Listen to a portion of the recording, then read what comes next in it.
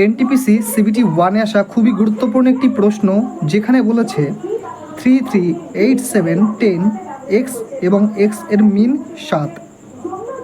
তো এক্স এর মান কত? তো এখানে এই যে এক্স দুটো দিয়েছে, এই দুটো এক্সের মধ্যে যে কোনো একটা এক্সের মান বার করলেই হবে, এই দুটো এক্সের মধ্যে যে কোনো একটা এক্স। আর এখানে যে মিন শব্দটি ব্যবহার করেছে, এই মিন শব্দের অর্থ কি? গড় বা এভারেজ। এবার এখানে আমরা কি জানি, যেগুলি পরপর সংখ্যাগুলি দিয়ে দিয়েছে সেগুলো যোগ করে যদি যতগুলি সংখ্যা আছে ততগুলি দিয়ে ভাগ দিই, তাহলে আমরা কি পাই? গড় পাই। তাহলে এখানে 3, 3, 6, 6 আর 8 14, 14 আর 10 24, 24 আর এই 7 কত হচ্ছে? 31।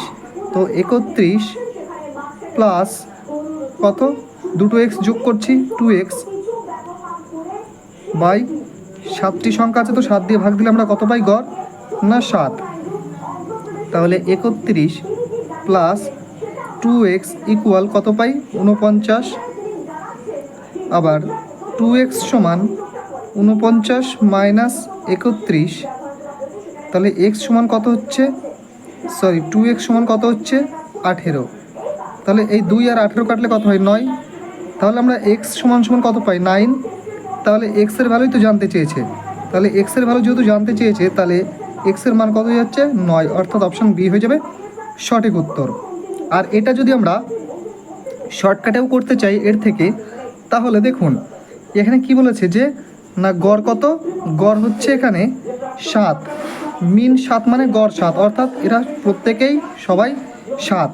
কিন্তু দেখুন এখানে একমাত্র 7 একটা সংখ্যায় রয়েছে, তো এই 7কে আর 7 বানাবো না, কিন্তু যারা 7 নেই তাদের প্রত্যেকেই আমরা 7 বানাবো। তো এই যে এখানে 3 আছে, এখানে 3 আছে, এখানে 8 আছে আর 10 আছে, আর দুটো এক্স আছে। এই 10কে যদি 7 বানাতে যাই তাহলে আমাদের কি করতে হবে? তো 10কে 7 বানাতে গেলে আমাদের মাইনাস করতে হবে 3। এই 8কে যদি 7 বানাতে যাই, এই যে 8, এই 8কে যদি 7 বানাতে যাই আমাদের এখান থেকে মাইনাস করতে হবে 1। তো টোটাল কত এদের কাছ থেকে নিয়ে নিলাম? 3 আর 1 4 নিয়ে নিলাম। এইবার এই 4 আমরা এই একটা 3-এর মধ্যে দিয়ে দিলাম, একটা 3-এর মধ্যে 4 দিয়ে দিলে 3 আর 4 হয়ে গেল কত? 7। তাহলে এই 3টা আমরা 7 বানাতে পেরেছি, কিন্তু মাঝখানে যেই 3টা রয়েছে, এই যে মাঝখানে 3টা, এটাকে আমরা 7 বানাতে পারিনি। তো এটাকে 7 বানাতে গেলে আমাদের কার উপর নির্ভর করতে হবে? এই যে এই দুটো এক্সের উপরে।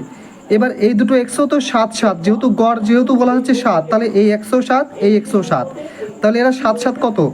14। এবার কম কত আছে? কম কতর জন্য? এই 3টা 7 হতে পারছে না, 4-এর জন্য।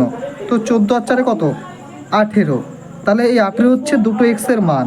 তাহলে এই দুটো এক্সের মান যদি 18 হয়, তাহলে একটা এক্স কত হয়ে যাবে? একটা এক্স হয়ে যাবে 9।